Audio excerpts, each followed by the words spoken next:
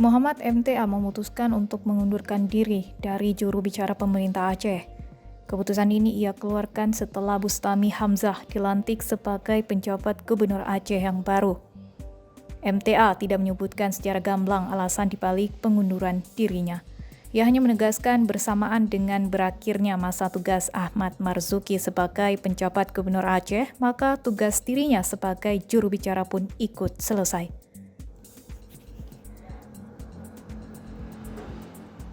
MTA juga menyampaikan permohonan maaf jika selama ia menjabat sebagai staf khusus dan juru bicara pemerintah Aceh masih terdapat banyak kekurangan dan kesalahan dalam menjalankan tugasnya tersebut.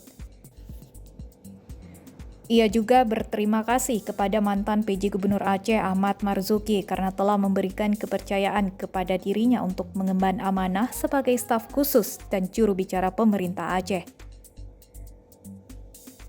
Di sisi lain, MTA juga menyampaikan terkhusus untuk awak media jika ingin melakukan konfirmasi terkait dengan agenda pemerintah Aceh ke depannya agar menghubungi Biro Kehumasan Pemerintah Aceh di Sekretariat Daerah Aceh.